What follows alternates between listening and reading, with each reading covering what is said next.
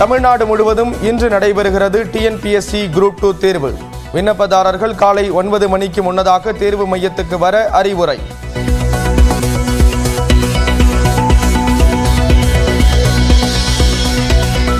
தமிழ்நாடு முழுவதும் இன்று பள்ளிகளுக்கு விடுமுறை. டிஎன்பிஎஸ்சி குரூப் 2 தேர்வு நடைபெற உள்ள நிலையில் பள்ளிக்கல்வித்துறை இயக்குனர் அறிவிப்பு.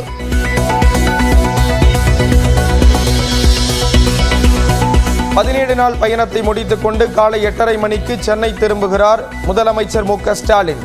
முதலமைச்சரை வரவேற்று பேனர் வைத்துள்ள திமுகவினர்.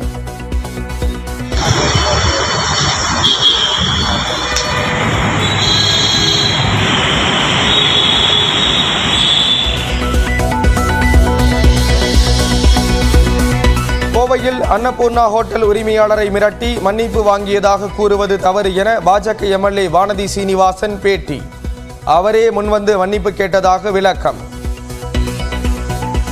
நான் உங்க கடைக்கு எத்தனை முறை வந்திருக்கேன் இது வரைக்கும்? இல்லை எப்பாவது வந்து உங்ககிட்ட நான் சண்டை போட்டிருக்கேனா? இல்லை எத்தனை முறை வந்து நான் ஜிலேபி சாப்பிட்ருக்கேன்? நான் என்ன சாப்பிட்ருக்கேன் அப்படின்னா அந்த ஜிலேபியை சொன்னீங்களே, அந்த இது வரைக்கும் நான் அந்த ஜிலேபி சாப்பிட்டதே இல்லை. அதனால இந்த மாதிரி தப்பா போன ஒரு விஷயம் நீங்க மனசு புண்பட்டிருந்தா நான் வருத்தம் தெரிவிச்சுக்கிறேன், மன்னிப்பு கேட்கிறேன். விஸ்வரூபம் எடுக்கும் அன்னபூர்ணா ஹோட்டல் உரிமையாளர் விவகாரம் பாஜகவின் ஆணவத்தை காட்டுவதாக காங்கிரஸ் தலைவர்கள் ராகுல் காந்தி, மல்லிகார்ஜுனா கார்கே கண்டனம். நிதி அமைச்சரிடம் ஹோட்டல் உரிமையாளர் மன்னிப்பு கேட்கும் வீடியோ வெளியானதற்கு மன்னிப்பு கோரினார் அண்ணாமலை. தனிப்பட்ட உரையாடலை கட்சியினர் பகிர்ந்து விட்டதாக எக்ஸ் தளத்தில் பதிவு.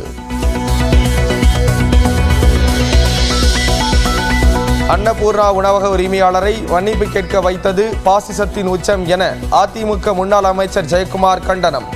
தமிழ்நாட்டு மக்களையே கேவலப்படுத்தும் செயல் என்றும் ஆதங்கம். பராமரிப்பு பணிகள் காரணமாக சென்னை கடற்கரை தாம்பரம் இடையேயான ரயில்கள் நாளை ரத்து. காலை 9 மணி முதல் இரவு 7 மணி வரை ரத்து செய்யப்படுவதாக தெற்கு ரயில்வே அறிவிப்பு.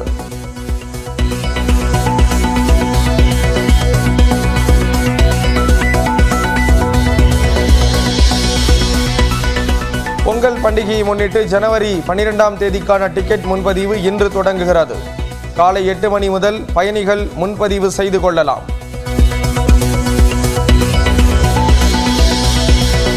சென்னை மெட்ரோ ரயில் 2ஆம் கட்ட திட்டத்திற்கு 18,564 கோடி ரூபாய் செலவிடப்பட்டுள்ளது. 5,000 கோடியை செலவழித்ததாக நிர்மலா சீதாராமன் கூறியதற்கு அமைச்சர் தங்கம் தென்னரசு பதில். தேனியில் 1 லட்சம் ரூபாய்க்கு விற்கப்பட்ட ஆண் குழந்தை மீட்பு. குழந்தையின் தந்தை உள்ளிட்ட 3 பேர் கைது. சபரிமலையில் ஓணம் பண்டிகையை முன்னிட்டு கோயில் நடை திறப்பு. இன்று முதல் 21ஆம் தேதி வரை சிறப்பு பூஜைகள் நடைபெறும் என அறிவிப்பு. உடுமலை அருகே கார் கவிழ்ந்து மோதியதில் பேருந்து நிறுத்தத்தில் நின்றிருந்த 3 பேர் பலி. பழனியிலிருந்து கேரளா நோக்கி சென்ற காரால் விபரீதம். திகார் சிறையிலிருந்து வெளியே வந்த டெல்லி முதலமைச்சர் அரவிந்த் கெஜ்ரிவாலுக்கு சிறப்பான வரவேற்பு.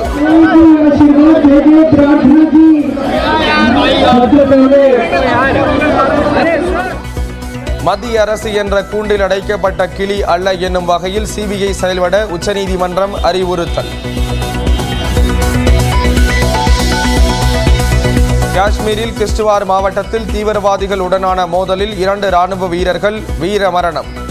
பிரதமர் மோடி தேர்தல் பிரச்சாரத்துக்காக செல்ல உள்ள நிலையில் துயரம்.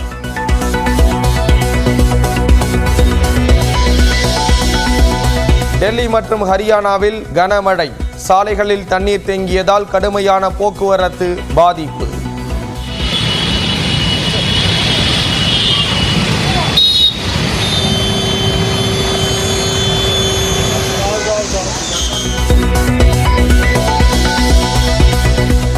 விஜயபுரம் என பெயர் மாற்றம் செய்யப்படுகிறது அந்தமான் தலைநகர் போர்ட் பிளேயர். உள்துறை அமைச்சர் அமித்ஷா அறிவிப்பு.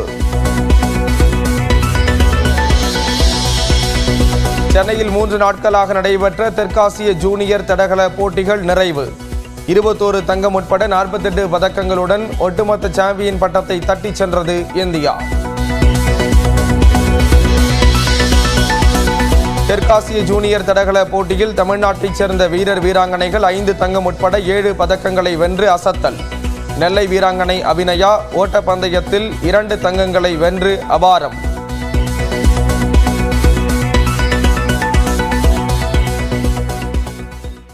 இன்று டிஎன்பிஎஸ்சி குரூப் 2 தேர்வு நடைபெற உள்ள நிலையில் அதனை எழுதச் செல்பவர்கள் கவனத்தில் கொள்ள வேண்டிய அம்சங்கள் குறித்து விளக்குகிறார் நமது நெறியாளர் அபிநயா. குரூப் 2 தேர்வை எழுத உள்ள தேர்வர்களுக்கான கவனத்திற்கு கொள்ள வேண்டிய விஷயங்கள் என்று சில விஷயங்கள் இருக்கு. அது என்ன அப்படின்றத நம்ம பார்க்கலாம். முதலாவதாக இந்த தேர்வோட முக்கியமான புள்ளி விவரங்கள் என்ன அப்படின்றத பார்க்கிறோம். தேர்வு எழுதுறதுக்காக விண்ணப்பித்தவர்களோட எண்ணிக்கை 7.94 லட்சம் பேர். இதற்காக செய்யப்பட்டிருக்கக்கூடிய தேர்வு மையங்கள் உடைய எண்ணிக்கை என்று பார்த்தால் அது 2763. இதே எண்ணிக்கையில் தேர்வு கண்காணிப்பாளர்களும் நியமிக்கப்பட்டிருக்கிறார்கள். அதே மாதிரியாக மொத்த பணியிடங்கள் எவ்வளவு என்று பார்த்தால் நேர்காணல் பணியிடங்கள், நேர்காணல் அல்லாத பணியிடங்கள் என்று இரண்டையும் சேர்த்து 2327 பணியிடங்கள் உள்ளன. 504 நேர்காணல் பதவிகள், அதே போன்று நேர்காணல் அல்லாத பதவிகள் 1820 என்று இருக்கிறது. அடுத்ததாக இந்த குரூப் 2 தேர்வை பொறுத்த வரைக்கும் இதில் அதிக அளவிலான எண்ணிக்கையில் தேர்வர்கள் எழுத உள்ளதால் இதில் எந்த விதமான முறைகேடுகளும் நடந்துவிடக் கூடாது என்பதற்காக முக்கியமான ஏற்பாடுகளை டிஎன்பிஎஸ்சி செய்திருக்கிறது. அந்த அடிப்படையில் ஒவ்வொரு மாவட்டத்திற்கும் அந்த மாவட்டத்தினுடைய மாவட்ட ஆட்சியர் தலைமை ஒருங்கிணைப்பாளராக நியமிக்கப்பட்டிருக்கிறார். பறக்கும் படை நியமிக்கப்பட்டிருக்கிறது. துணை ஆட்சியர் நிலையில பறக்கும் படை அதிகாரிகள் நியமிக்கப்பட்டிருக்கிறார்கள். அதே மாதிரி தேர்வுக்காக சிறப்பு பேருந்துகள் இயக்கப்படும் என்றும் தெரிவிக்கப்பட்டிருக்கிறது. தடையில்லா மின்சாரம் வழங்குவதற்கான அறிவுறுத்தல்கள் மின்சார வாரியத்திற்கும் கொடுக்கப்பட்டிருக்கிறது என்று டிஎன்பிஎஸ்சி தரப்பில் தெரிவிக்கப்பட்டிருக்கிறது. அடுத்ததாக தேர்வர்கள் பின்பற்ற வேண்டிய முக்கிய விதிகள் என்று பார்த்தால் காலை 9 மணிக்கு பிறகு மையத்திற்குள் எக்காரணம் கொண்டும் அனுமதி அளிக்கப்படாது என்று சொல்லியிருக்கிறார்கள். ஏற்கனவே பல இடங்கள்ல அனுமதி வழங்கப்படலை என்பதற்கான பிரச்சனைகள் எழுந்ததன் காரணமாக இதை ரொம்ப தெளிவாகவே ஹால் டிக்கெட் வெளியிட்டதுல இருந்து டிஎன்பிஎஸ்சி சொல்லியிருக்காங்க. அதனால எந்த விதத்திலையும் தாமதம் இல்லாம 9 மணிக்குள்ளாக தேர்வர்கள் அங்க போயிடுறது நல்லது. அதே மாதிரி தேர்வு நேரம் முடிகிற வரைக்கும் தேர்வு மையத்திலிருந்து யாரும் வெளியில வர முடியாது என்பதையும் சொல்லியிருக்காங்க. அதே மாதிரி ஹால் டிக்கெட்டை எந்த விதத்திலையும் அதை மறந்துட்டு வந்துட்டா அவங்களுக்கான அனுமதி வழங்கப்படாது என்பதையும் ரொம்ப உறுதியாக டிஎன்பிஎஸ்சி சொல்லியிருக்காங்க. அதனால அதை மறக்காம எடுத்துட்டு வந்துடணும். அதே மாதிரி அந்த ஹால் டிக்கெட்டோட சேர்த்து ஆதாரோ, பாஸ்போர்ட்டோ அல்லது ஓட்டுநர் உரிமமோ, பேன் கார்டோ, வாக்காளர் அட்டையோ இதுல ஏதேனும் ஒண்ணு கண்டிப்பா எடுத்துட்டு வர்றது நல்லது. ஏன்னா ஏதாவது ஒரு சந்தேகம் இருக்கிற பட்சத்துல இதோட சேர்த்து கிராஸ் வெரிஃபை பண்றதுக்காக இதுல ஏதாவது ஒண்ணு எடுத்துட்டு வரணும் டிஎன்பிஎஸ்சி சொல்லியிருக்காங்க.